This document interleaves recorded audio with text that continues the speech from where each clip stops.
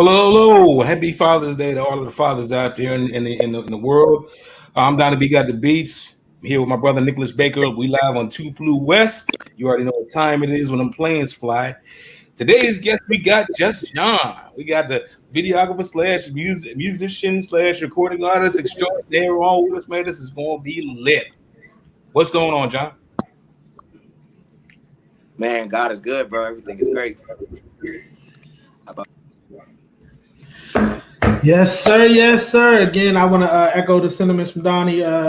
Definitely happy Father's Day to everybody out there, but we're definitely excited to have Jus Jon on the show with us. Yep. We about to chop it up and see how things going with you. So we don't do no shucking and jiving here, man. We get straight to the questions to let you shine on the show, man. So let's get to it. First question is, who is Jus Jon? Bro, I'm myself, man. Charismatic, energy, outgoing, in love with people, in love with music, you know, church kid from Newport News, Virginia. Okay. Yeah, man. I mean, when you have to meet me to know, and I just give off that good energy, man. I'm a creative person, and just, you know, all around just chill guy, man. Dope. I love it. Okay. All right, so we're gonna get right into the singing, right into the music. We want to talk about it. How did you get started in singing? Well, bro, that's just from the beginning. Like, my mom put me straight to children's choir. 2, 3, 4 years. I say 4 years old. We'll go with 4 or 5 when you can actually understand the music part of everything and getting notes and everything. So yeah, I was 5 years old. St. John's Church of God in Christ in Newport News, Virginia.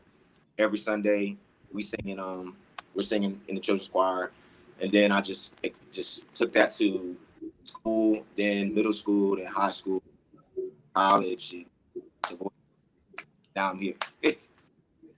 Okay. What high school you went to? I went to Heritage.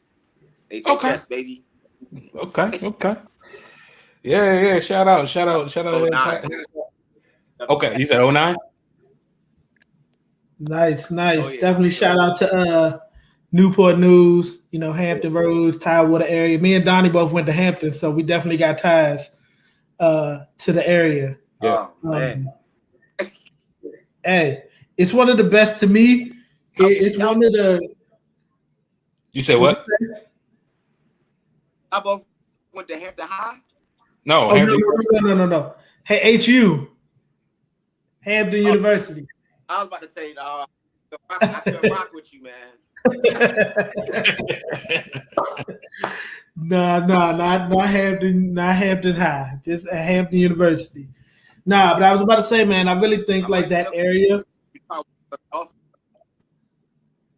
You said, what about you went to know? You breaking up a little bit. That's why I think we are. Martin. Oh Lord, did he? I'm pretty sure he just said he went to Norfolk. Oh well. We about to get it. We about to have technical difficulties. Look, ladies and gentlemen, thank you for tuning in to Two Flew West. Please flying out. It's still a pleasure to have you, brother. Absolutely, real talk though. Like, I think that area has such like a rich culture of music that people don't know about. Like, just amazing artists, talent. The open mic nights are crazy. Shout out to like Fuzzy Wednesdays and, you know, all the stuff that's happening. It's just a lot of talent in that area. And that was one thing that I definitely take away from my time at Hampton was just all the talent. And look, another product of the area. Absolutely. So how would you describe your sound?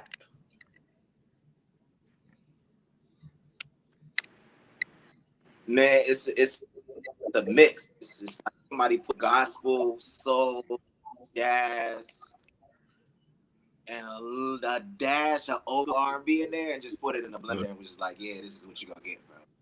I can go from jazz to R&B to, like I said, the gospel.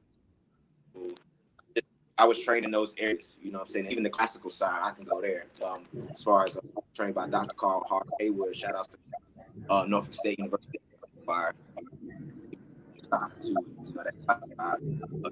So, I mean, I'm pretty versatile. You won't get one sound with. You'll get a plethora of just different. Like, yo, is it still?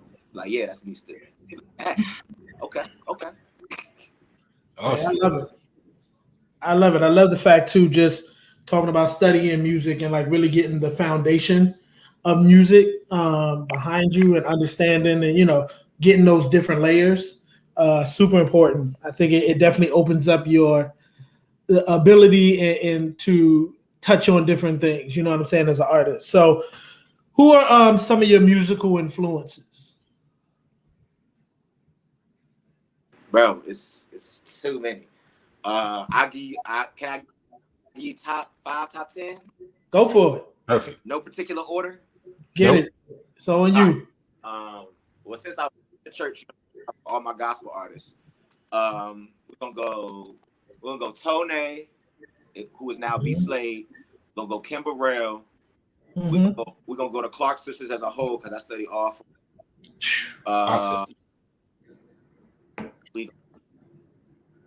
We gonna go anything Winans, all of the Winans. I know that's a whole bunch. That's one in itself. You study one, you gotta study them all.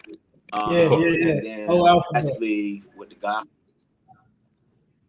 Yeah, gospel side. Lastly, I'll say, Dietrich Hadd for sure. Oh my God. Mm-hmm. And then the contemporary side, I'll go PJ Morton, Michael Jackson. I'll go, of course, Usher. I should have said that first. D'Angelo. And who we put in that fifth slot? No particular order. We'll put John Legend, of course. Yeah, we'll put him in there. Yeah. Nice.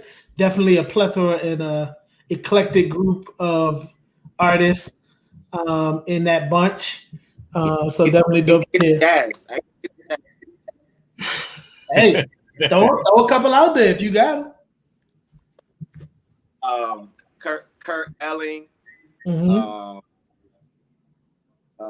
Fitzgerald. And I like to listen to musicians too. Yeah. Woo! Y'all got me right now. I'm gonna just say them two. Okay.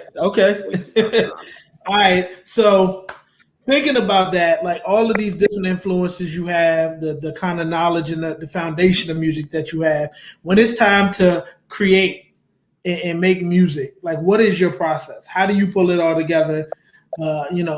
What's your steps? Well, I got it here. I like to write your listening process of a beat or listen to the creative process of a beat being made, and then I'll try to get a topic, or I won't have a topic, and the beat will give me. I go off the vibes of the beat, like I was structured. Like something I just did. I was just in the studio with my homeboy, and I felt like it needed to be on some hype stuff. You know what I'm saying? We need to be talking about something like going to the club, like getting lit or whatever. You know what I'm saying? Because that's what the beat, expounded upon in my head. You know what I'm saying? So now I'm getting melodies. I'm a melody master. I call myself a melody master for sure. I go in the studio, go in the booth, lay the melody down. No words, just a melody. There we go in and we start fitting in the words. Fit in the words, boom. Right, stop there. Listen to it a couple times, like, no, we can do better than that. Go and redo it. Listen to it about a week. Do it again. Like, go and add more background vocals. Like, I didn't sound good right here. This could be better. I say one song process probably a month. Just get it kind of where you want it before you even mix it. You know what I'm saying? So that's pretty much my creative process. If I'm working with somebody else, I want to know, you know what I'm saying, what they want me to do. You know what I'm saying? Do they want me to chill out? Or do they want me to do me? Do they want me to do something specific over here? Or do they just want me to do me? You know what I'm saying? Normally people just like, yo, do you? Because I already know you're going to kill it. Yeah. How much do you feel like you pull off of like life experiences when it comes to your writing? Like, is that a big like creative like pull for you as far as life experiences go? Or is it more just, like you said, kind of the music hits you and it's like, boom, whatever the music says? I think it's a combination of both. Sometimes it's not. Sometimes I'm really writing from my heart. Sometimes I'm not writing from experiences. I'm writing from what I might feel like somebody else is going through, or a situation that I've seen somebody else go through, or the situations in the world, period, that people are going through, or just I feel like it's a combination. Like if I get bored with, you know what I'm saying, what I'm trying to think of becoming, what I pull from my life experience. You know what I'm saying? Then when I can't continue to pull from my life experience, I'll just imagine something and then just, you know what I'm saying, let that flow. Cool. All right. I got a question. Go ahead. Yeah, this is kind of a segue, off schedule question, John. The voice, because we're gonna get there, obviously. What was that process like for you? Like, how did that come about? I mean, being that you in the Tidewater, and I know a lot of opportunities, like those kind of opportunities, like really don't always just like openly come up and down Granby Street, if you feel me. Like, so what was that process like for you to encounter that and come across that? Well, you really got to go get that one. You got to sign up to even try out for the voice. You know what I'm saying? You got to submit your paperwork, that information. I tried out for it more than once. I tried out for it when I was 22, 23. I had to go all the way to New York. Stood in line for 7 hours outside in the cold. Did the same thing in Baltimore. Luckily, it was closer. I didn't have to go so far. I drove to Baltimore like 3 a.m. to get there by 6, to stand in line by 7. Another 7 hours. Then when you get inside, you know what I'm saying, it's chaotic, man. You're looking like at least at 7,000 to 10,000 people in there. You know what I'm saying? Right. Waiting there. Might not even be that good, but just in a shot. You know what I'm saying? To try to do that. I'm in there. I'm like, yo, this is what I do. I'm ready. I'm prepared. I got my songs. Then you just go in there with like maybe 10 to 15 people, and you just listen to everybody sing. If you really want it, I feel like it's a process that you'll appreciate in the long run, because I definitely could think back to all the people I met in line, all of the producers I met. You know, it's a strong plug. Like that's anything though. Like not just the voice. Like you're trying out for that experience. I work and stand in line, do all of that. There's somebody be like, all right, you got a free pass to get in, you skip line. Like then I'm not gonna appreciate it as much. Like, I have people coming to me asking me, yo, how did you get on the joint? Like you asking me now, how did you get on the joint? I went and looked it up. I set my black butt in line, and I killed it. Like that's what you got. There's no shortcuts with success, man. I just was blessed enough to be like, fortunate enough for COVID to happen right after tryouts, and they were gonna take, I think they were gonna take like maybe 200 people and fly them to LA, and we were gonna have to try out again. But instead, they cut all the way down to like 86 people, and I was the only person to make it out of Baltimore. Out of like them 10,000 people showed up, bro. So that's awesome. Just prayer and just going through the process. You got to go through that process, man.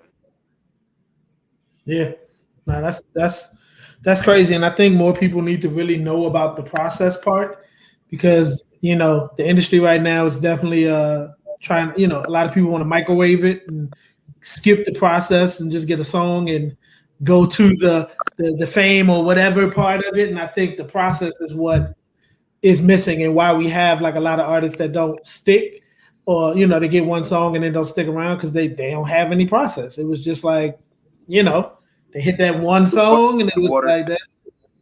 Yeah, exactly. Yeah. So speaking of that process and everything you went to, like what are some of the most impactful things that you learned from your time being there, from that beginning of that whole process, and then from the time that you left? Like, what were the most impactful things for you? Well, I'm already outgoing, but definitely, man, you got to make your connections while you're there. Like, you really, like, super duper got to make your connections. Like, you need to be talking to everybody, because you don't know who anybody is. You don't know how long you're doing this.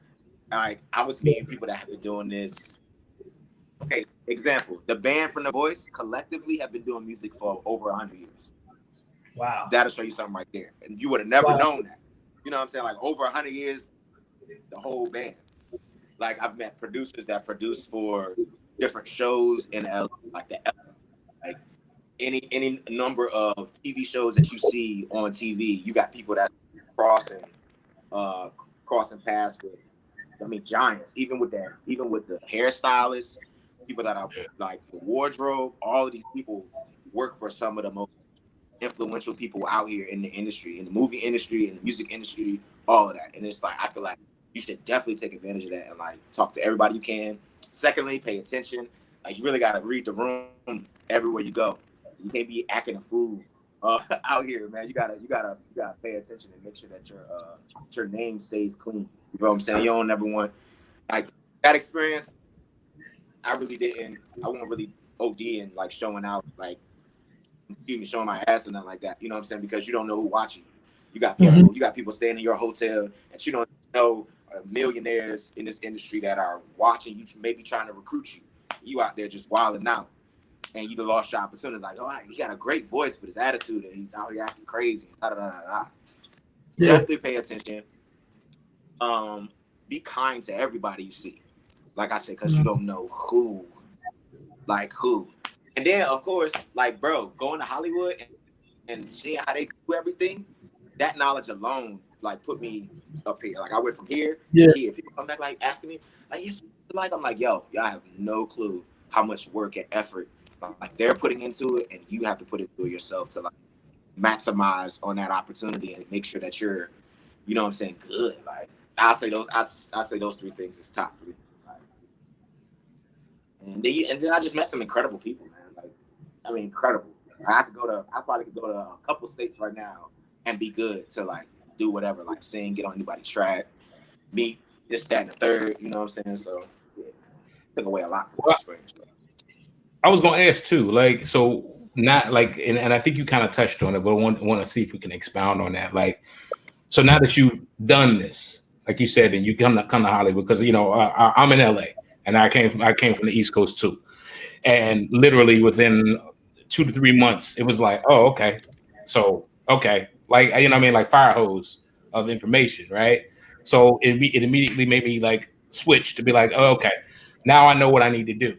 So how do you return home from that? Like, how do you take that and compartmentalize everything that was thrown at you, and now do you come home to, like, how do you give back? How do you turn that on its ear and have it help you home, if that makes sense? That's a very, very good question. I'm still in the process of doing that, right, bro. Like, I don't know. I don't want to sound like I don't know it all, but I came home like, bro, we're so far behind. Like, we're so far behind. And like, people be asking me stuff now, and I'll be nah, like, yeah. It's funny. It's funny that it's like that. Man, like, it's so. No, go ahead. Yeah, man. It's just like I can't. Like, I can't. Like, I will say though, coming home, it taught me to be way more humble. Like, way more humble. Because there are thousands of people out here trying to do what you do. For you to think that you just like this shark in this little pond, you not, bro. Like, it's a bigger and better thing out there. That's way better than you, grinding harder than you out here. So I would say I took that to everybody. When everybody asked me what's up, I'm like, bro, you need to go way harder. I need to be going way harder. Like, we all need to be going way harder, because in LA, where they're out there, y'all out there killing it. Atlanta, killing it. New York, killing it. Tennessee, killing it. Anywhere, Nashville, all of you, killing it. Texas, murdering it. And we just, like, don't want to help out. Like, we don't want to collab. We don't want to, you know what I'm saying, off the fear of, oh man, now you're the biggest fish in the pond. Like, nah, like, spread the wealth. That's the only way we're gonna be like a LA. Even though we got the clout, that clout ain't enough. Like, we gotta be like, what's the last major artist that you could think of that you want to I could only say Sego, and that's one person. Okay. You said who? No, I just said okay. Yeah, okay. I can say, I'm talking about, like, I'm talking on a level like Chris Brown. Trey Well, Chris Songz. Brown, the one who came out of. Chris Brown is that lover. I mean, it's like, yeah. I'm talking about last 5 years. Oh yeah, no. That's about it. Yeah. That's because we ain't working together. That's because somebody trying to give somebody that knowledge. You know what I'm saying? Or put them in that place like, yo, I know that if I put you here, you're gonna succeed. But if I'm there, I'm not gonna succeed as well as you would. And it's that hate, it's kind of like that low-key hate, like tone of like, nah, I'm good. I could put you where you want to be, but that's gonna diminish me. And I think that's the biggest problem out here. So I just try to tell everybody just to work together. I'm willing to work with whoever as long as the money. And even if the money ain't talking right, the song popping, and I feel like it's gonna go. Oh, I'm right. I'm in the booth. Easy. Indeed. Yeah. I think a couple of things you pinpointed in that kind of talking points was like, one, I think there's so many opportunities that people don't know about. Like everything you just talked about that's happening in LA, from the band, from people who produce for shows, music, from jingles, from like, there's so much in the music industry, but people think it's one path. And that's all they think about is that one path. But I think that's one of the big things, like coming to Cali, is like you really see like, damn, it's a lot of stuff going on that people making good money from. And then they take that money and finance other situations that they want to do. And I think that's some of the biggest like gems to drop is that, hey, if it ain't, your path may look a little different than you thought it was, but it's ways to get out here and get it. And I think, like you said, like working together, that's kind of been a running theme on the show that we've been talking to people, like, you know, get with some people, not just in music, like people that's doing film. If you got people that in the area doing a film and they doing an indie film, man, get on that, get on the soundtrack, get on something. Like, it's different ways to make stuff happen. But like you said, the foundation of it is people working together. We getting better though, but we still dragging our feet. And then don't nobody want to pay nobody. Yeah, bro. I'm sorry. Yeah. I just got off national, bro. I'm trying to pay me such and such number, and I'm like, that part. It's gonna be a little more than that. It's gonna be a little more than that. So look, I wanna play.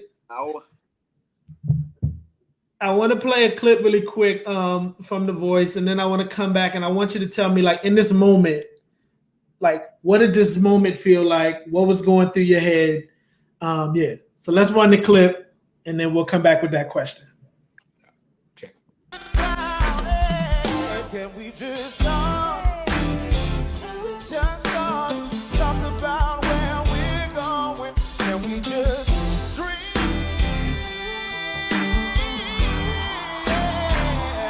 I've never felt like this before. I apologize if I'm moving far. Can we just talk and figure out where we're going? Tell me about that moment. Like, tell me about that moment on stage, singing. Like, what was going through your head? First of all, that is the baddest stage I've ever been on, bro. Like, that stage alone will freak you out. Like, when we was in rehearsal, they had the chairs turned around, but nobody was in them. And bro, that alone spooked me. And I've been doing this, like I said, since I was 5 years old in front of people. You know what I'm saying? Performing in front of large crowds, all that stuff, bro. But the day of, it's like that pressure, like, just capsized, bro. Like, that just was out of the world, bro. So, like, walking through them 2 red doors, walking on the stage, looking at the band, like, yo, let's kill it. I'm trying to be here. I'm trying to stay here. If you don't make it that day, they send you home right after that, bro. You get on a plane, you go home if you don't make it, bro. Like, legit. And so the pressure's on, bro. Like, you gotta perform, man. And like that first, you know, Blake ain't turn around till like the last second. So, bro, I'm just thinking in my head, yo, I'm going to the crib, yo. Like, yo, I'm really about to go to the crib out here. Like, I came out here with all this confidence. Like I'm out here really singing. I ain't trying to do too much. I'm trying to make sure I sound good and clean because they looking for a clean sound, bro. And I closed my eyes. I did my little ooh, and bro, I opened my eyes, bro, and Blake is turning around, and I'm like, oh my God, I'm staying here, bro. Like I'm really about to be on this show. We gotta turn it up. That's unacceptable. How I only got one chair turn. And then with Hollywood, bro, you gotta realize it's a show. Yeah. So like the coming days to you going, they've already picked out people. You only got 10 slots. Some days they can't even pick people because they're trying to hear so many people, like, and make sure they picking the right person because you don't want to have no weak. So like people don't realize that part of it, like the behind the scenes part, like how they sent 40 people home before they even heard half of them. You know what I'm saying? Like because they're like, that's it, all the slots filled. Like the last day that one dude went, he couldn't possibly get a 4-chair turn because all the coaches' teams was filled up. So it's just like my 1-chair turn could have been because Kelly already got 2 R&B people.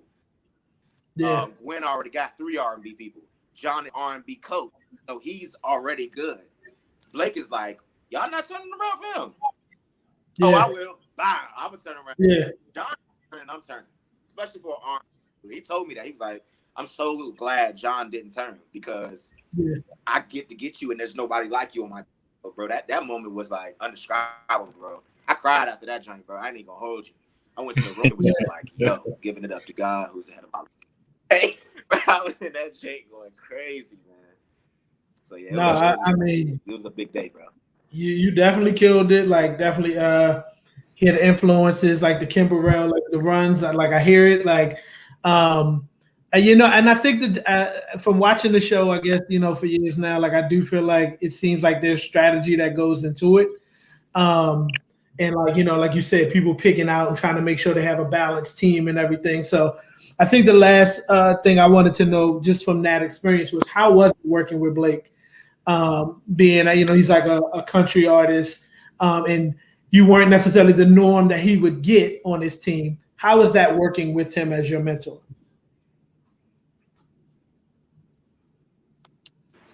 I'd say this: Blake know music. Blake may be country, but Blake know music. Blake know a good sound when he hear it, bro. Like he like Cam Anthony. He just won with Cam Anthony, bro. When I heard Cam Anthony, oh my God, I was like, yo, he might win. Yeah, between him and Victor Solo. But back to what you were saying, working dope, bro. He's a character, bro. He love to drink. He love to joke around, but he also gonna give you the real tea. Like some people don't give you the real. But like I remember one time I was like, you might have did a run that went bad, and I was like, oh shoot. Like he know music. Like don't ain't no holy country boy.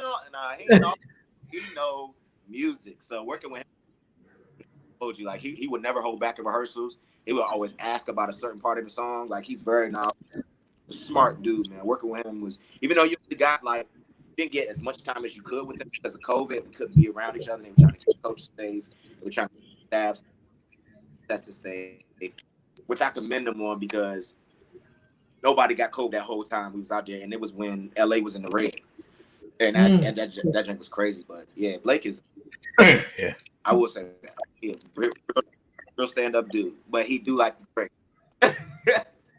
Hey, look, I can believe that. I can believe it. Hey, spending your time in Hollywood, man. I remember, bro. Go ahead. I was backstage when I won't supposed to be one time, and I was in a little holding set. It was like, just hold here, please. And Blake comes behind me, and I know alcohol when I smell alcohol. And I'm like, and then the dude is pointing behind me, and I'm like, he's like, hey, you're Jus Jon. He's like, what are you doing back here? You're not supposed to be back here. And he takes a sip, and I'm like, I know what's in that cup, bro. You ain't fooling nobody. You got a water cup, and you got a whiskey. One of the two, bro. One of the two is in the cups, bro. I already know. Man. He hilarious. Right. Tennessee whiskey, getting it down. Hey, look, it's funny too that you say that because you spent time out here in the wood, man. Like, would you absolutely say, like the song say, California knows how to party, man? Like, did you feel that while you were out here, even in the midst of the COVID and stuff like that? Like, what's your take on that, man? I mean, even being in a hotel, they opened the hotel back up. The hotel was staying, go nowhere. But they opened the hotel for the not the hotel, the restaurant in the hotel back up, bro. And when I say that joint was lit every night, every night, bro, like every night. I mean, then whenever we would go to rehearsals or whenever we make it to the next round, but we would go to the hotel, go to the restaurant, and get lit. I mean, we celebrate. Like we wouldn't be wilding out, bro. But like, bro, come on, we're on national TV. Yeah. We made it out of about 50,000 people. Bro, I'm turning up. Yes, sir. Straight like that. Yes, sir. It was by Ace of Spades, getting that Jake delivered to the Of course, you know the greenery was out there, so you know niggas was getting that delivered to them, and it's just like, hey, bro, we was turned up, and he ain't gonna hold you on that one. That's I ain't mad at that at all.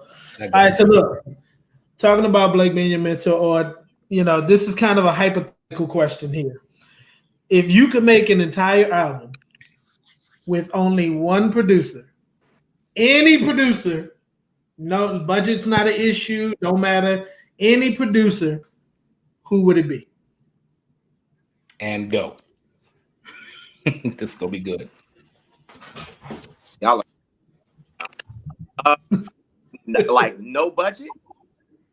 Nope, it does. Nope, the budget doesn't matter. It's just, but you're only working with this one producer for the entire project. Oh, Timbo, easy. Timbo, my guy. That's why I like this guy. That's why I like Timberlake. I hear that. We got another one. Somebody said the same thing. Look. Hey Baker, how about you, man? No, I'm sorry. Go ahead, John. Go ahead. Finish what you were saying, bro. Say. Oh no, I was saying I used to work out of his. I just recorded some stuff out of his old studio not too long ago. Virginia. Nice. You know, if I could work with one, I keep saying it would definitely be Jermaine Dupri. His process. Like, I think the way he works with artists, he has that organic, and Tim has the same thing, that organic work through it. You see him like working with people in the studio, and it just looks like creative, like gumbo going on. You know what I mean? And that makes me feel like, yeah, that's who I would like try to do. Yeah, cool. I you know, honorable mention though. People don't talk about this guy. Go ahead. Ryan Leslie, bro. Oh, Ryan Leslie, crazy. Ryan Leslie is off the low key. Yeah, he the business. Yeah. Now sure. I got to say, like Baker will tell you, man. Like I've been a Timbo fan since we was at Hampton. Like hands down. Like I was like, this is sensei. Period. But I gotta say, getting older, understanding music, understanding my place in music, understanding art, I gotta go with Quincy Jones first, then Timbo. I'd have to do a joint with Quincy Jones first. But that's a given. That's a given. Yeah. You know what I'm saying? And then people sleeping on 48.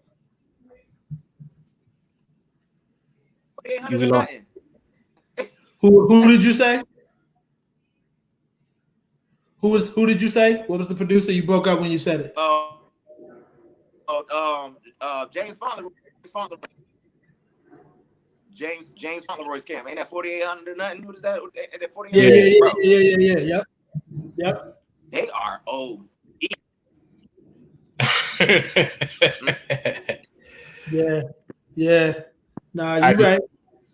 I'm sorry. I feel you. I just gotta ride with Quincy Jones just because like he don't just make beats, he scores it out, he writes it out, he got quintets and you do a whole nine. You know, like That should, to me, just it's like when I think of a big picture, big budget production, I think Quincy Jones, and I think recording in the recording industry, and so forth and so on, then Timbo. But that's not, to me. It's not even. It's weird because it's like, then it's like I feel weird not saying Dr. Dre. And it's like, it's like a triad of people, and it's like you broke up. Say again. Nah, he does. But only the reason why I couldn't say Dr. Dre is just because of his style. I know he probably can make everything, but he's strong in that specific area that he's in. You know what I'm saying? Like I don't know if I would thrive working with him. I know Timbo can make everything. I know Quincy can make everything. You know what I'm saying? Even Stevie J, bro. Like, I'm gonna be real. I've been in this man's house, bro. Yeah. Stevie like that. Yeah. Sleeping on Stevie, bro.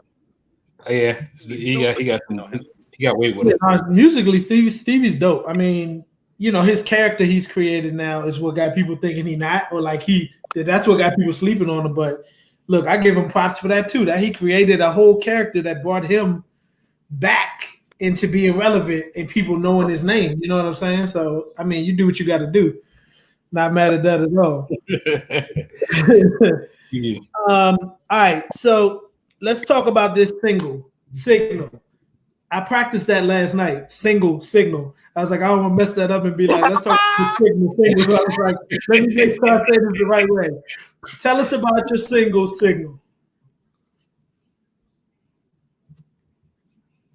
All right. When before I even went on The Voice, I worked on this song for a long time. I finished that song actually a week before I left to go out for The Voice, like end of June. This time, almost this time last year. And I wrote it. Justin Ricks, big shout out to him. And my boy Trey Simmons produced it. My boy Gerald White, G White, Black Element Studios, engineered it. And my boy Jarvis Huffaker played bass on that joint. And I just did the vocals, man. My cousin just gave me he just basically just blessed me with my EP for real. Like 6 songs to record, and recorded most of them joints before I had left for The Voice, man. I mean, that song, like, the joint was when I heard him sing on it, I was like, bro, I want that. He was like, bro, you can have all 5 of these joints. I was like, you serious? Like, you got to slide, you know. Nice. Bro, I promise you, Signal is only kind of the tip of the iceberg. Like, that's not even low key. That's not even my sound. Remember we was talking about, you know what I'm saying, what my sound is. That was one of the things that you put in London. You know what I'm saying? Like, but when you hear my real, like, my soul, wait y'all. I can't wait for y'all to give it to me, bro. It's gonna be a rap. I'm bringing that real R&B back, bro. I'm about to bring that real R&B back. Hey, we'll definitely be listening for it. We will shout it out for sure. Well, with that said, with no further ado, we're gonna go ahead and take a quick listen to Jus Jon on his single Signal.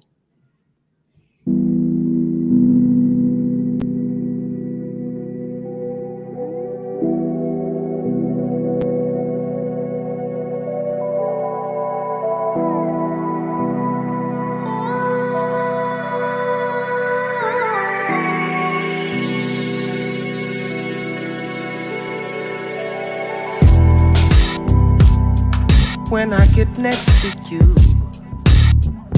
feel the vibe. I know you're feeling it too, but I don't wanna make a move until I know for sure you've opened up that door. No switching lanes, it's not a race. We can go at your pace, girl, if you're ready. Nothing but open road ahead. It's your lane, baby. I don't wanna cut you off. Is there space for me? Girl, I got my signal on. It's evident, hesitant, unsure if you wanna let me over. So I'll wait until you are.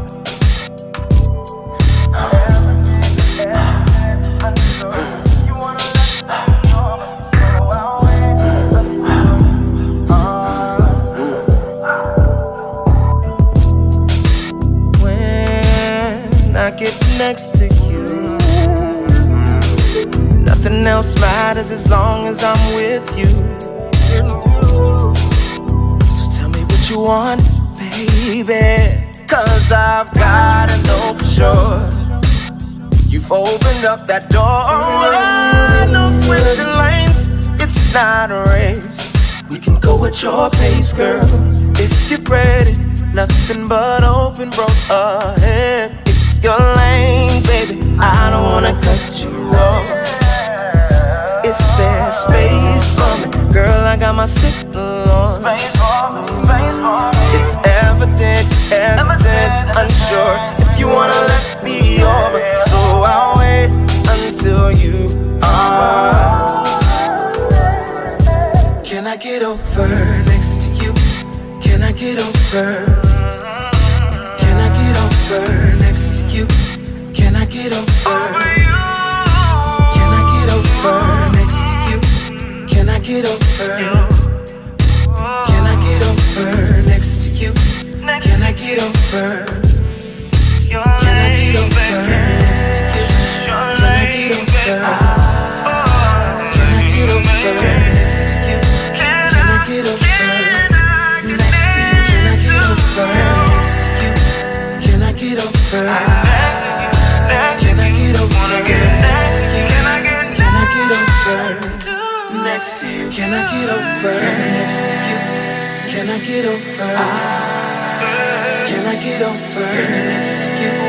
Can I get over next to you? Can I get over next to you? Can I get over? Can I get over next to you? Can I get over next to you?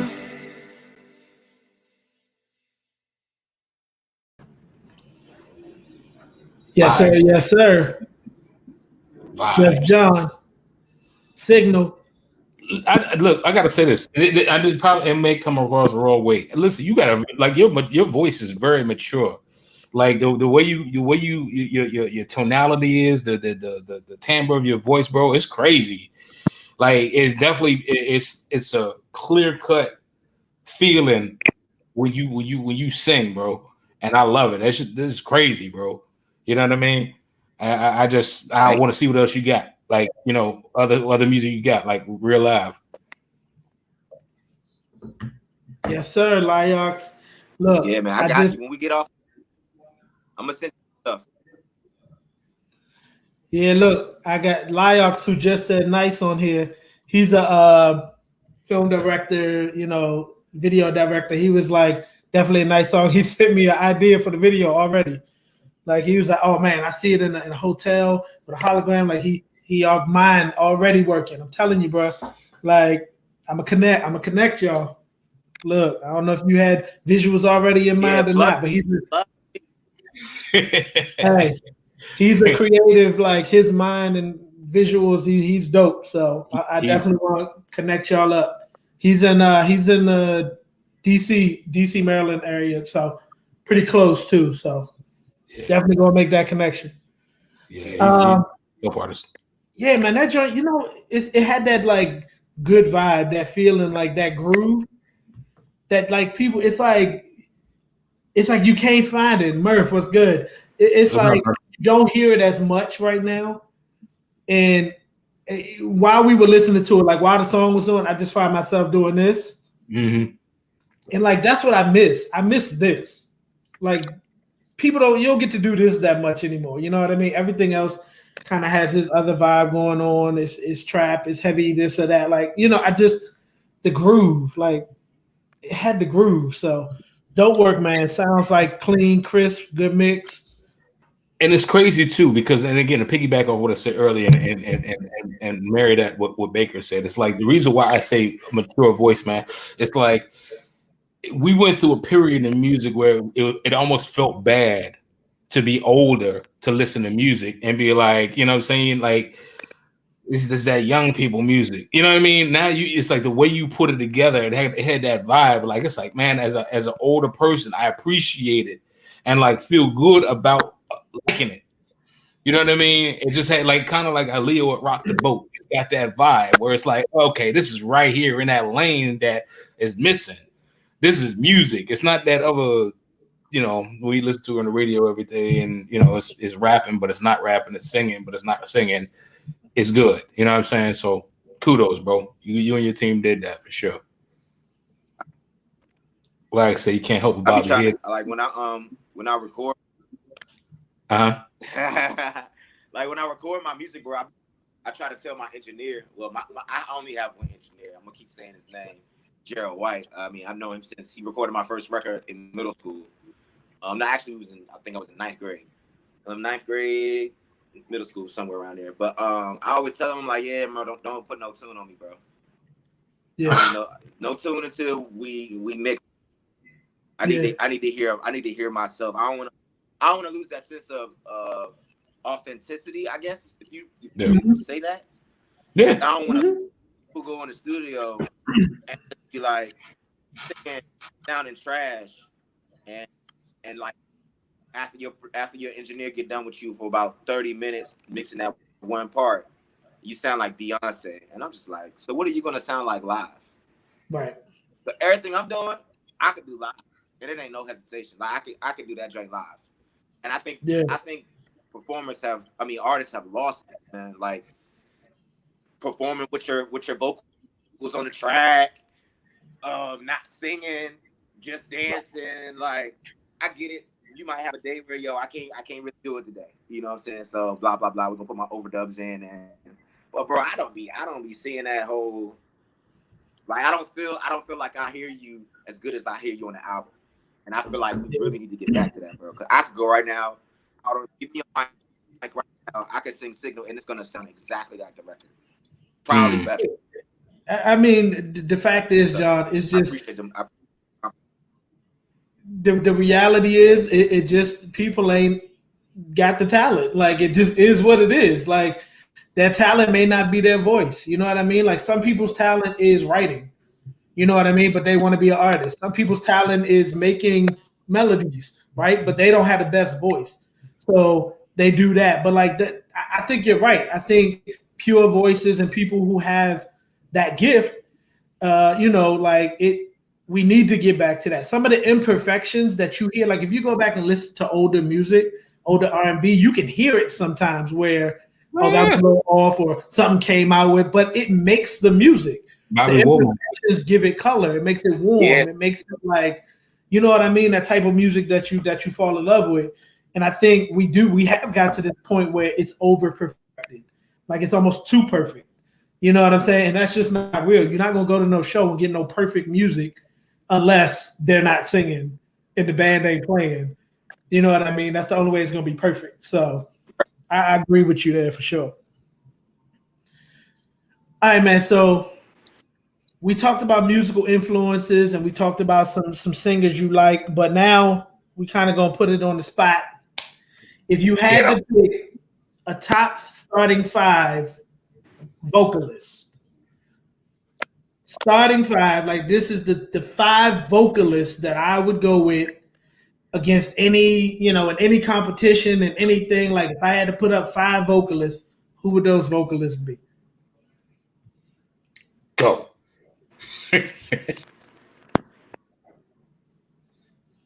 Don't hurt yourself. Oh my god. So any, bro.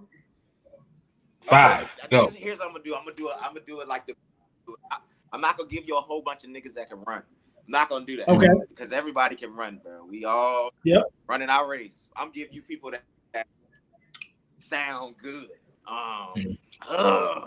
Y'all killing me right now. I'm bro. Kim got to come. Yeah. God, dog. Got y'all messing me up right now. Brandy got to come. Yeah. Okay. Yeah. Very clean. You two girls, I gotta give you a guy now. I'm sorry, I'm sticking with my guy, man. B Slade gotta come, bro. Okay. B Slade gotta come on. Oh, gotta come on through, bro. I'm sorry, man. That nigga will rip anybody. I just gave you 3 runners though, and I said I won't go do that. Hey, man. I wasn't.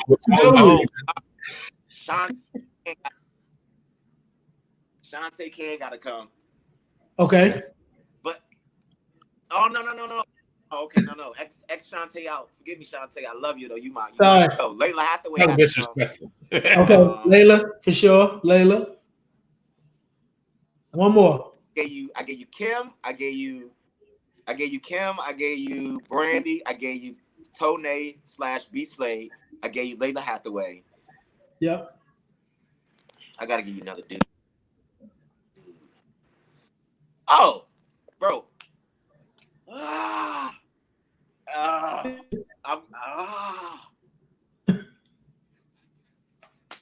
I'm thinking between these 3 people: Usher, Chris Brown, and Justin Bieber.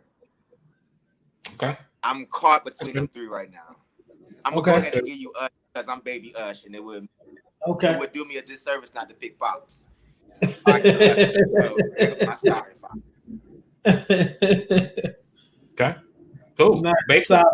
You got a solid lineup there. Oh man, look, it is a tough one. Okay, so if I'm thinking, are we right now? Or are we talking dead or alive? Dead and alive. Right now. Okay, so then right now. Okay, no. We'll do right now. They're still living. You're still living. Okay. Okay. Right Let's now. see. Woo! It is a tough one. I thought I had it, but now I'm like, okay. So Stokely from Mint Condition. Who?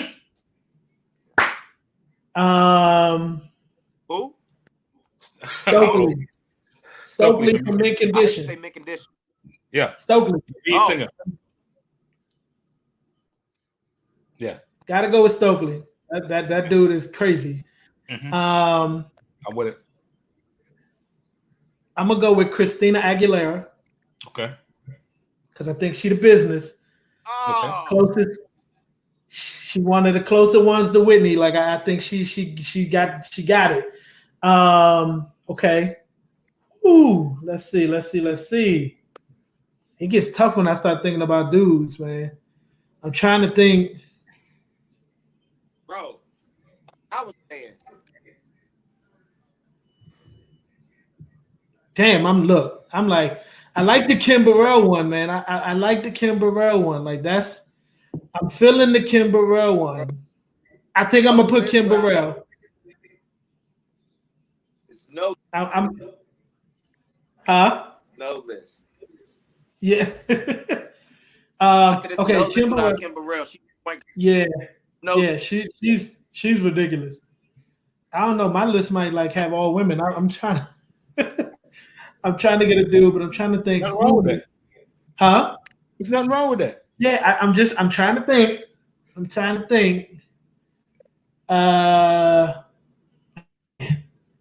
It's so many. Good gracious. Who did I say? I said Stokely. No, I had a dude. I started with a dude. My bad. Stokely, Christina, Kim.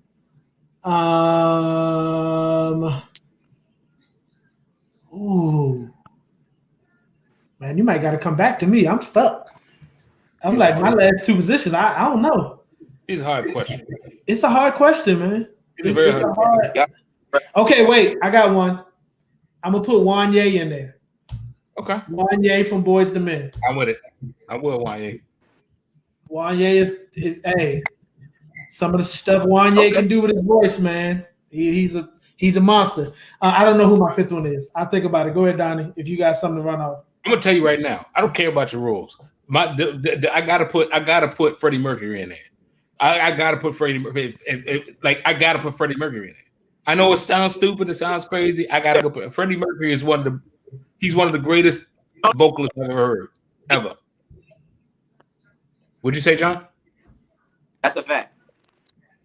Yeah, I got. I said that's not crazy, and that's a fact. No, so I any list is Freddie Mercury's in the top 5. I got to put Sting in there. I got to put Sade in there, the singer, not the group, but the singer. I got to put a Neo in there. Who? Neo. Listen. As a vocalist? Y'all saying runners. I'm saying people that can vocalists, a person that knows how to put pitch and work and I'm putting a team together. People can. I'm not mad at it. You're right. I hear it. And then I gotta put Stokely in there. He the only but see, because then I gotta put Beyonce in there. You know what I mean? So it's either take Freddie Mercury out, put Beyonce in there. But I don't want to take Freddie Mercury out. You know what I'm saying? Right. So it's that thing right there. And again, I see Miss D say, I know Miss D. Thank you. Thank you, Miss D. But no, but Freddie Mercury deserves a part. He's like Heath Ledger of the singing game. Would you say, John? Oh, here you go. Tell me right now, though, 7 games. Who? We killing both of y'all starting. We killing both of y'all starting 5s and 7s. That's great. My starting 5? Oh no, man. Oh no. You notice I said Sting, right? No. Hey, I'm giving you a go. I'm giving you a go. I throw X Factor in there. I say Kenny Loggins. Mess y'all whole game up. It'll go to 2 games though. Kenny dope. Kenny dope. Kenny dope. I say Michael McDonald. I throw Michael McDonald in there. Michael McDonald. Okay. You know what I'm saying? Damn, bro. See, these ain't just kid vocals, bro. I'm just saying. I go for mature sound, bro. All of the running and stuff, that's great. What'd you say, John? John, we losing. Heard their version of What a Fool Believes. Man, listen. The live version? It's in my phone right now. I love it. Yeah. Hey, he hit me to that version one. is cold. Yeah. Donnie hit me to that one, and I was like, oh my God. Woo. Listen, I'm gonna tell you another one that people sleep on. Daryl Hall. Yeah. If you hear Daryl Hall and CeeLo sing Crazy, what? Okay. I believe it. So I believe anyway. All right. What's next? So he had to leave the chair. Talking about starting 5s. We've been asking everybody this question.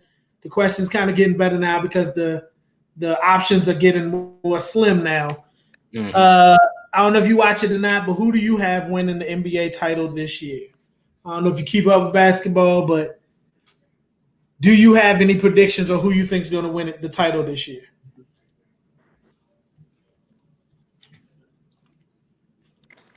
Well, let me first start off by saying this. I'm so happy that the Bucks beat Brooklyn. I'm just gonna sound like some hate, but I'm a Lakers and yeah, I'm just so happy that Brooklyn's not will be able to in the finals. That'll be the finals next year. But I think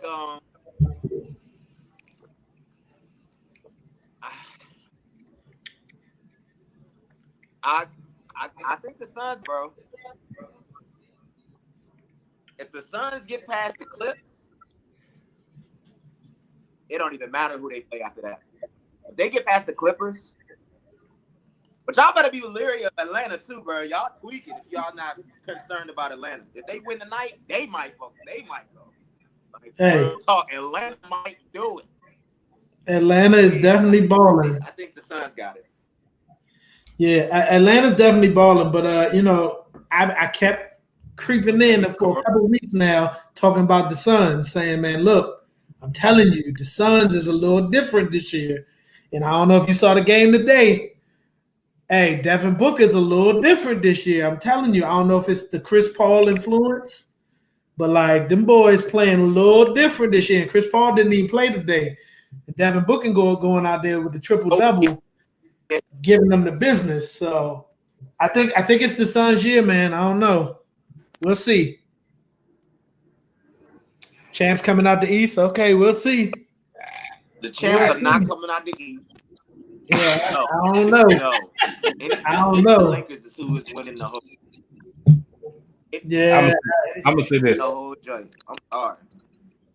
I'm gonna say this. I think okay. So I was hip on Phoenix in the bubble. I was like, Phoenix is nasty right now. They playing crazy, and then they got Chris Paul, and they've been playing out their head. That's not a surprise to me. I think they got what it takes to get to where they need to go, but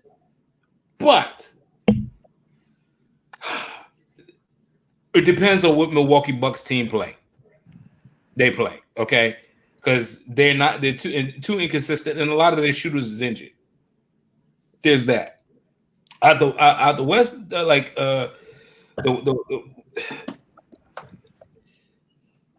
is the business right now. I said as soon as Nate McMillan took over, I was like, it's a whole different team, and they playing like it. So right now, my favorite dark horse out the East is Atlanta right now. Out the West, it's like I think it's the Clippers. I got to go with the Clippers. I understand that, you know what I'm saying, and I didn't finish the game out, but I got to go with the Clippers. It's just, Kawhi is injured right now. When he play, it's a different team. Boogie, like, hey, I'm gonna get a ring. So, yeah, you know what I mean. It's just these injuries this year because this year is the year of the injury. So, I hear it, man. But look, I know Kawhi ain't played today, but Chris Paul ain't played today either. That's great. So all I'm saying is that both of them was down their most important player. That's fair. Clippers weren't even supposed to win their series. Clippers weren't even supposed to win their series, bro. Yeah. That's a fact. Sounds good. They That's real. 20 points, bro. Who else? Who else on the squad with Phoenix? You can say Chris Paul. You can say Devin Booker. You say Dre Ayton. Who else? Who else is on their squad? Like, what do you mean? In what way? Like, what are you asking? Like, I'm saying from a perspective of when people talk about Phoenix, they like Phoenix is that team, but you can't name nobody past Dre Ayton. But that doesn't. So that's not my squad. I'm not hopping on the bandwagon of that's like my team now and then. I'm saying them boys is balling. Like, I haven't watched them enough to say here's every player on their team. But the fact is the way that they're playing together. Is the big. Like, I can't think because who's the dude that always checks LeBron with the dreads? On what? He was on the team with LeBron. I can't think of but like these are people you know. On what team? On what team? Phoenix? On the Suns. Oh, you talking about oh boy that was with the Celtics. Jay Crowder. Yes. Jay Crowder is balling. He's doing what he needs to do. Like, they're just playing like a team right now. And right. I think that's why they're going to win is because they're playing like a team. It don't always matter about the stars. And I think that's the part that people get caught up on is always, oh, well, who's on their team? Look at Reggie Jackson for the Clippers. He balling like a mug, though. Yeah, but here's the thing. Yo, he just went stupid. Here's the thing. Both of y'all Lakers fans, right? No. I'm a Wizards fan. Well, you like the Lakers secondary. Fair. Here's what I'm saying. If Reggie Jackson was with the Lakers, right, and they won, he would be one of the people that people put up there and say, look who LeBron carried to the finals with him, right? It's LeBron, though. Right, but what I'm saying is that you can keep going by the name of somebody and be like, oh, who they got, but it's really about how they function as a team and how they show up. Like Rajon Rondo he can go get a decent contract, but he came in the game today and almost brought him back. because of his experience, because of how he knows how to play the game. But people never gonna look at him as like, if he get put on a team, it ain't like, oh, they got a super team now. That's great. But hey, John, you know who Rajon Rondo is? Yeah. Nope. No, it's flat. And that's my point. Like people create these names based off of how they play. It's like, you know what I'm saying, like Miles Bridges. It's like, okay, Miles Bridges, you know who he is now, but before this year, it's like, who the fuck is Miles Bridges? You know what I mean? Yes, you're right. You're right. But that's the Terrence point. Mann. Terrence Mann. Right. But that's right. He balling now, right? I don't know. Like that's what I'm saying. What college he went to. Right. You never heard of him, but what I'm saying is that the Suns were between being the number 1 and number 2 team in the West all year. True. So what I'm saying is that this ain't new. This ain't like, oh, they got there and now they balling. Like they've been balling all year. Chris Paul coming to that team in the summer was like, he's a difference maker. Like he's done it with every team. He was with OKC last year. Right. They didn't go nowhere, but look at the way they played. Right, true, but you also gotta admit that the Suns in the bubble were undefeated except when they got knocked out. That statement don't even make sense. They was undefeated until they got knocked out. No, because I mean, again, they was in the bubble and they played until they got knocked out. That's what I'm saying. Right. They was the hottest team in the bubble. You know what I mean? They weren't. But that's true. But I'm saying all they did was pick up where they left off. Every other team was what it was. They were trending in a direction. If you understand stats, you understand that. That's why I was saying. That's why I was like, it was no surprise to me that Phoenix is where Phoenix is right now. You know what I mean? But that's okay. I guess that's a me thing. Yeah, but I was scared. I was scared when we went into our series with them. I was like, I don't know. That boy Devin Booker, baby Kobe. You see that moment when a player's like when the switch completely turns on, and that's what I'm saying. Like he got the Donnie. You called him Baby Beal the other day, and I was like, I don't know about that. Like his attitude on the court, like he got a fuck y'all attitude for real. Like he go out there and he like this year goes at people. You know what I'm saying? And absolutely. That's what I'm saying. I felt like this year something's different. Something's different this year. And I don't know, like, again, it may be attributed to Chris Paul, but like he's definitely a different player this year. I will respect him in kind when his defensive stats reflect that. I agree, and I understand what everybody say. I see what everybody see, and I'm not disrespecting that man whatsoever. Because A, I don't play basketball. B, I just call it like I see it. And again, phenomenal scorer, one of the most prolific scorers that the NBA has ever seen. But I need to see him play more defense. Bradley Beal is a whole different. That's a whole like. I guess I'm gonna have to see Bradley Beal on the street or something. Like not even off no fighting shit. I'm just saying off of just because. It's for you know what I mean? Because again, it's like, bro, you can't be this dude that you claiming to be, but you delivering this nonsense that you delivering. It's it's Russell Westbrook's team as far as I'm concerned. It's been Russell Westbrook's team since we got him. Anyway, that's a different conversation. Yeah, they talk about Russell trying to get Russell on the Lakers now. So they better not fucking. I heard that. I just heard. I heard that. We don't want him. You don't need him. Want him. John, my girlfriend's a diehard Laker fan, and she said the same thing. Listen, yeah, Dame need out of free Dame Lillard, yo. They do need Dame. Dame is loyal though. I don't know if he would go anywhere. It would take a lot, but he's super loyal. If we get Dame Lillard, it's over for y'all, bro. I thought it yesterday. I said, yo, I'll clear half my bench for Dame.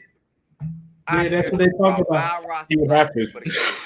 They definitely talked about clearing the bench for him. They're gonna have 7 players total. Yeah, no bullshit. They had to clear some coaches out too. All right, y'all. So and we'll be in the bottom.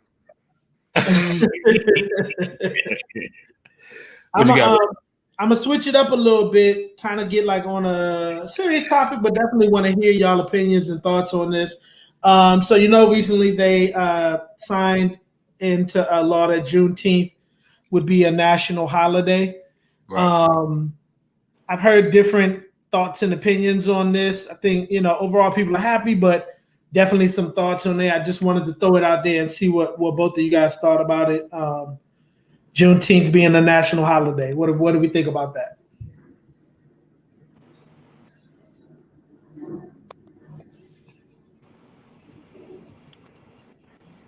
They want to give us everything for what we really want, which is respect and to be treated equally to the advantages that everybody else has. And it's just a distraction. And I see people hype, oh, we got a national holiday, but we're still out here getting killed on the street. Why we hype about a day? Like when we every other day out of why, like man, why do we celebrate? That's like I don't know, man. It's just I can put a description to that. It's sickening because people are really out here hyped for this Juneteenth, bro. I don't really care about. I mean, not saying I don't care about what transpired on Juneteenth and why it's such a historic day for Black people, but Right. bro, y'all could do so much better than that. And then you saw like 13 people didn't even approve the joint. Yeah, They was all white. yeah. You know what I'm saying? Like, it don't sit well with me. It's just like a distraction.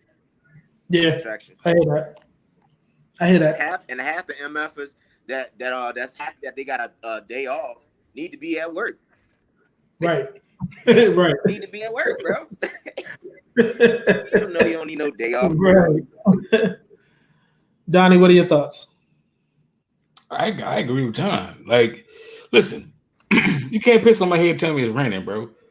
You know what I mean? Like, we done been through too much. I look at stuff in the past, like, you know what I'm saying? Like, in no way am I comparing our race to any other race or any other struggle or so forth and so on. But I'm gonna say, like, you look at Native Americans. Native Americans got reparations. Why it's so hard for us to get reparations when we clearly have been ostracized and clearly have been damaged as a whole? History suggests that there has been precedent set against us. There has been clear doctrine formed against us. Redlining and so forth and so on was created specifically for Black folk to not get ahead. But they don't want to give us. They don't want to give us reparations. They don't want to give us a tax break. They don't want to make us equal. But here's this holiday, though. Thank you. I'll put it in my bank with Black History Month. Here's Great. a holiday. I had to work. And what my boss said, be like, "Hey, man, it's Juneteenth, man. Guess what? You should just go ahead and take the day off." My bill collectors, I was still getting calls from. I was cutting them off like, boop, decline. From, Idaho. I don't know nobody in Idaho. Boop. You know what I'm saying? Such and such late. So, you know what I mean? Like, at the end of the day, bills need to get paid, and I just look at it from a perspective. And then about us. Go ahead.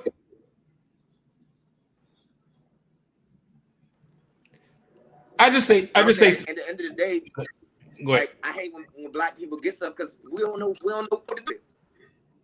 Mm-hmm. I bet you not one person did. I mean, I won't say this because this somebody that's actually care about why we got our free day or whatever. But half the people had cookouts.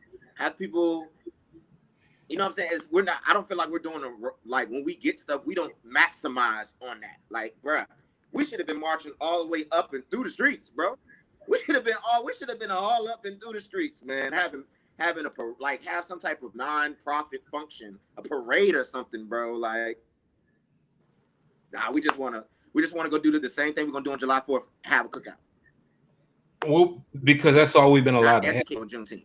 Not, you know what I'm saying? Like,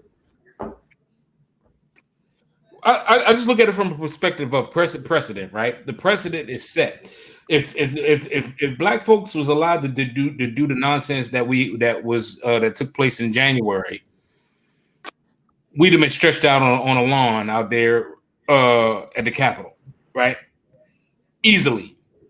And it would have been, we would have been enemies of the state. We would have been terrorists. We would have been everything other than we are here to Traitors. Yeah, we'd have been traitors to the republic, or whatever you want to call it. We would have been anti-Americans. Look at Colin Kaepernick. Same damn thing, still ain't working. And at the end of the day, still ain't working. So my thing is this: when we talk about this day, this is great. And my thing is this: this is why I say, aha, people are genius, right? Because they got a way to know how to make us eat ourselves, if that makes sense. Sorry if that sounds weird. Because we get to eat, we get to go against the work we put to shine a light on what the hard work that we put together to get us to be like, hey, we exist, but then make us be like, but it's not enough though, and disavow or go against it and not really appreciate it or so forth and so on, or not even really fully know exactly what it is.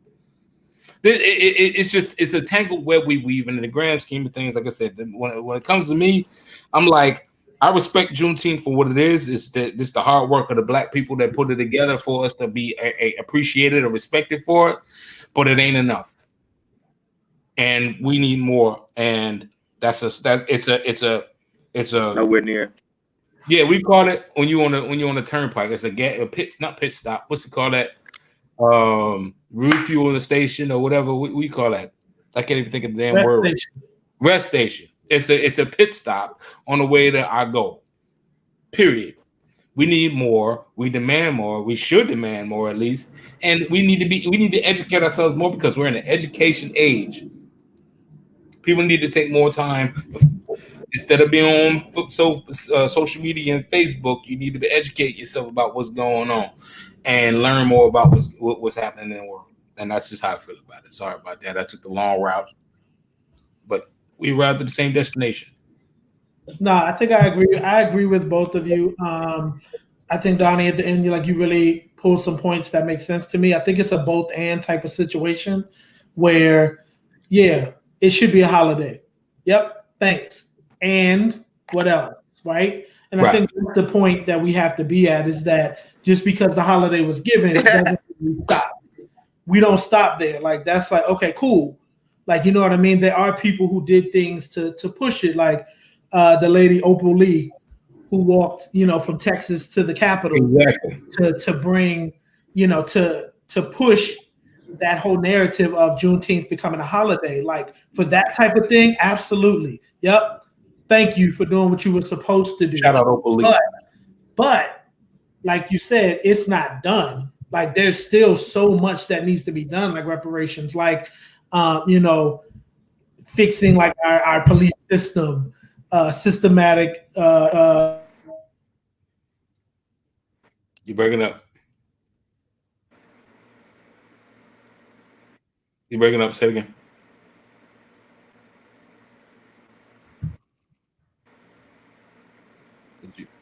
Hold on.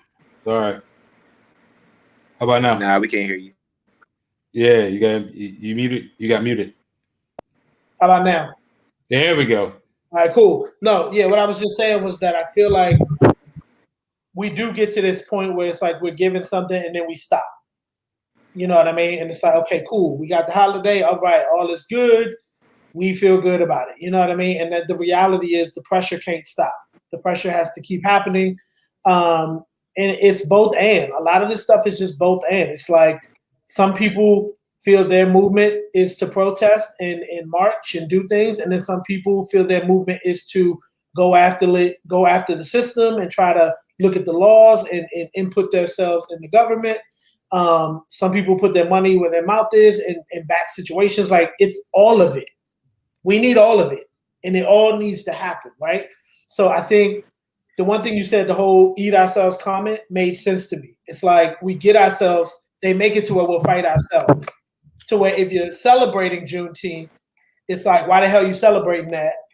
We ain't get what we wanted. But it is something that we talked about. We want our history to be told, right?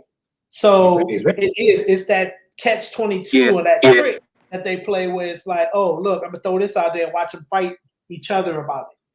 You feel what I'm saying? And I think it's just like we need to be like, yep, cool, we'll celebrate this day, appreciate it. Next day, today, Father's Day, we need to be like, okay, what else? You feel what I'm saying? Can I get some more, please? You know what I'm saying? Like, let's get it. And I think that's where I feel like we are, to where it's like we don't need to feel bad about it or feel like it's not enough, and that's true. But it's something that they were supposed to do, and thank you. I appreciate that. And what's next? Let me say this too. I feel some kind of funny way to this, like right before Father's Day, and I'm like, and I can't speak for you two brothers, but I'm a father, so it's like, okay, I can't even get my Father's Day because now we got a whole other thing to try to celebrate. It's like, well, people was already talking about black dads don't matter. You know what I'm saying? We got black moms like, hey, I'm a dad too. Like, we can't even get our own daggone day. And now we got to throw a whole nother regime into the situation. It's like, okay, now we got to celebrate this too. And it's like, and not even disrespectfully, but it's like, we can't have our due. We cannot have our due. And you want to put this over here now. And it's like, we can't even get our due with that racially. Let alone. It's both and. Yes. Yes. You need to be celebrated as a father. Juneteenth needs to be celebrated. Like, yes, all of it. All of it. Like, all of it matters. You know what I mean? Like, in the sense of, yeah. You deserve, it's all deserved. You know what I'm saying? Like, you damn right. Yep. It should be Saturday if it falls like it did this year, and it's like Saturday is the Juneteenth celebration, then damn it, to the Sunday for Father's Day should be the celebration as well. Exactly. Right? And it's just what it is. But that's a mindset. We have to get that mindset ready or set, and not stop saying it's either or. Like, if I'm celebrating that, I can't celebrate this. Listen, my wife's birthday is on December 23rd. And then Christmas is December 25th. She ain't like pick one or the other. Right. We celebrate her birthday and we celebrate Christmas. You feel what I'm saying? Like, it ain't either or, it's both and. And that's every year. You know what I mean? So I think if we get that mindset, then we'll get both of them. Yeah, both. Yeah, both of them. Feel me? Yeah. Cool. But, yeah, I'll leave it there. Right. I know we can go on and on. I know we're coming close to time, man, and time is precious. So, John, like, what's next for you, man? What's next for Jus Jon? What's on the table? What you got coming?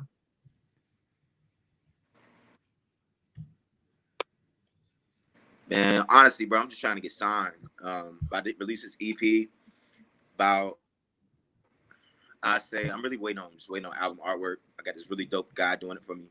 So once my album artwork is done, I project to promote for like weeks, get some visuals going. Like, bro, I'm just trying to push myself in that and get myself to that place where I can be signed and be financially comfortable and still do my art and, you know what I'm saying, not have to work for nobody but myself.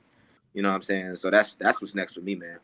Definitely need to keep watching what I'm doing, because I'm gonna be doing some crazy stuff, man. So just stay on the look. I can't tell you everything until some of the stuff is finalized. But my main goal right now is just trying to get signed and releasing music as much as I can. For sure. Nope. We'll definitely keep our eyes open. You know, if you got more releases, definitely come back and talk to us. We definitely want to big it up and pump it up and help support as much as we can on this for sure. Indeed. So look, man, we've come to the end. Appreciate it, bro. No problem. We've definitely had good conversation and everything. One last thing, John, where can people find you online?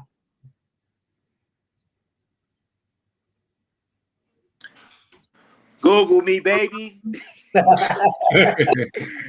Nah, you can find me on Instagram, Jus Jon Music. Find me on Facebook, Jus Jon. You can find me what else is there? I don't have a TikTok. I need to get one though. Yeah, just those two places. I mean, my email and everything, and my booking email, everything is on tied to my Instagram, my Facebook. So you can follow me in those places, and on I didn't say IG, on iTunes. You just type in my name and look for Snoop. And America the Paradoxical was also up. That's my Black Lives Matter song. Right after the death of George Floyd. That night I wrote that. So go check those out, man. I appreciate y'all for having me too. Nah, man, we appreciate you coming on. Any last thoughts that you want to share? Anything else before we wrap it up? Like I said, man, we're just happy you came on. Happy all the stuff you're doing. Excited to see what you got coming next. Keep pushing. Keep that sound. Good music coming back. Yeah, man. Definitely excited to hear what's going on. So, any last things you want to share with the people? Man, just follow your dreams. Stay at it. Stay focused. Stay prayed up, and stay safe out here. For real, for real. That's all I got for you. No doubt, no doubt. Donnie, you're gonna close this out, man. Close it out. As always, it's a pleasure to be on with my brother Nicholas Baker. And a pleasure to have you on, Jus Jon, man. Definitely a fan of your work. Listen, I'm excited to see what else you do, bro. Like, yeah, I'm excited to see what else you do, brother. Like, you definitely have an amazing pedigree, a dope sound, brother. And I love your resolve, yo. Like, you have this presence that's crazy. And I respect it. It's crazy. I love it. And just keep that, man. Hopefully, myself and Baker, man, we can help you in any shape, form, or fashion in the future, man. Refine everything and build up. 2 Flu West, man. Make sure you remember us when you blow, because people back home ain't gonna believe us that we know you. You know what I'm saying? But all in all, it's all well. I got you. All in all, well is good, man. Like I said, definitely a fan of yours. Keep doing your thing. Put on for the city, man.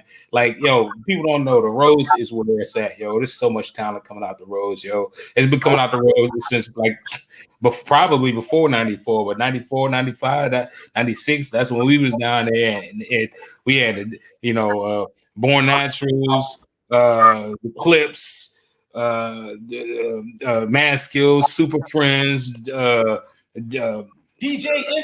Envy, Areka.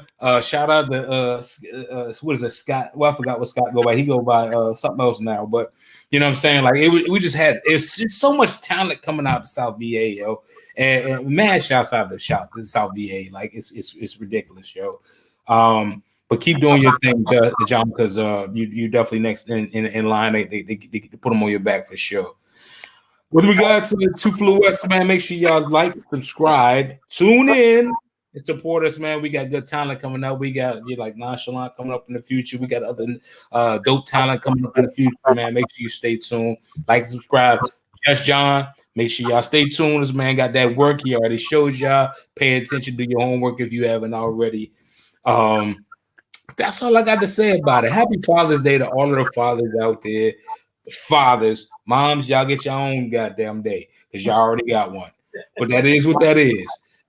Sorry, no disrespect, but it is what it is. But that's what I gotta say.